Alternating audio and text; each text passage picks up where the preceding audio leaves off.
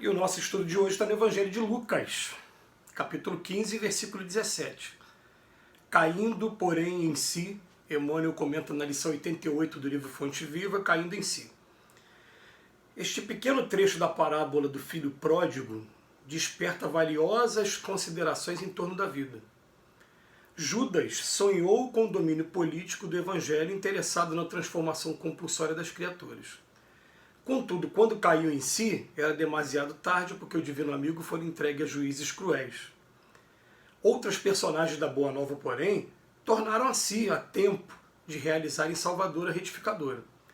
Maria de Magdala pusera a vida íntima nas mãos de gênios perversos, todavia, caindo em si, sob a influência do Cristo, observa o tempo perdido e conquista a mais elevada dignidade espiritual por intermédio da humanidade e da renunciação. Pedro, intimidado ante as ameaças de perseguição e sofrimento, nega o Mestre Divino, entretanto caindo em si, ao se lhe deparar o olhar compassivo de Jesus, chora amargamente e avança resoluto para sua reabilitação no apostolado. Paulo confia-se a desvairada paixão contra o cristianismo e persegue furioso todas as manifestações do Evangelho nascente. No entanto, caindo em si, perante o chamado sublime do Senhor, penitencia-se dos seus erros e converte-se num dos mais brilhantes colaboradores do triunfo cristão. A grande massa de crentes de todos os matizes, nas mais diversas linhas da fé, todavia reinam entre eles a perturbação e a dúvida, porque vivem mergulhados nas interpretações puramente verbalistas da revelação celeste, em gozos fantasistas, em mentiras da hora carnal ou imantados à casca da vida que se prendem desavisados. Para eles a alegria é o interesse imediatista, satisfeito, e a paz é a sensação passageira de bem-estar do corpo e da carne, sem dor alguma, a fim de que possam comer e beber sem impedimento. Cai contudo em ti mesmo, sob a bênção de Jesus, e transferindo-te então da inércia para o trabalho incessante pela tua redenção, observarás surpreendido como a vida é diferente. Caindo em si. A gente fica perguntando a gente mesmo, né? Quando será que a gente vai cair em si e tomar o rumo correto da nossa vida? O Emmanuel, nesse trecho, que ele começa falando de um exemplo de uma pessoa que não teve tempo de cair em si, começa falando de Judas. E Judas, a gente já teve a oportunidade de tecer alguns comentários e outras oportunidades, era o mais politizado do grupo de apóstolos, e, ao mesmo tempo, era aquele mais ansioso por mudanças. A gente lembra que na época Jerusalém vivia uma situação muito complicada, em que o povo, além de sofrer muito, era tributado 3 vezes, 2 vezes por Roma, o governo romano lá na Itália cobrava, e o governo local também cobrava, 2 vezes por Roma. E ainda também pelo Templo de Jerusalém, no que eles chamam de dízimos, 10%. Então, era cobrado 3 vezes. Vocês conseguem imaginar o que seja você pagar 3 vezes IPTU, 3 vezes IPVA, os impostos que a gente tem hoje? Era o que eles estavam sofrendo na época. E aí Judas, por ter assistido um pouco antes Jesus secar a figueira, acreditou que entregando Jesus ia fazer a mesma coisa com aqueles que eram os seus desafetos ou adversários políticos.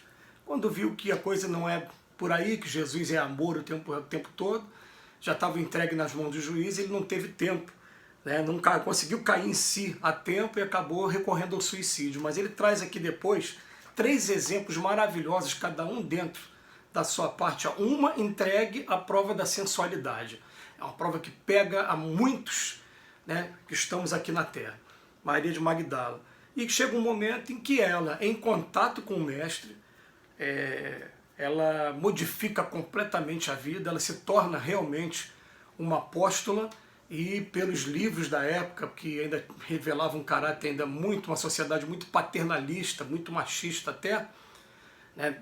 A gente achou agora, na década de 40, o Evangelho de Pedro, que não foi canonizado. Na Bíblia só tem 4 evangelhos, Mateus, Marcos, Lucas e João.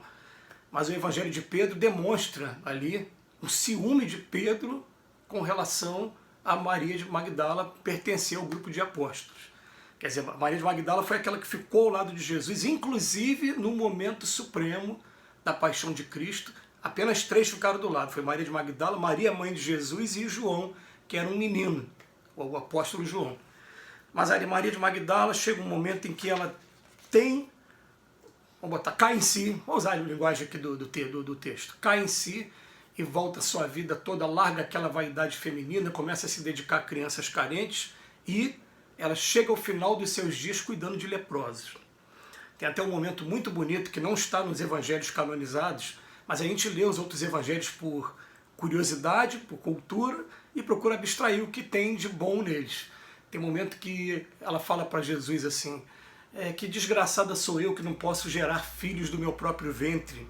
E Jesus fala para ela, mas quem será mais desgraçada? Aquela que não pode gerar filho do próprio ventre ou aquela que nem se predispõe a cuidar dos outros filhos do mundo?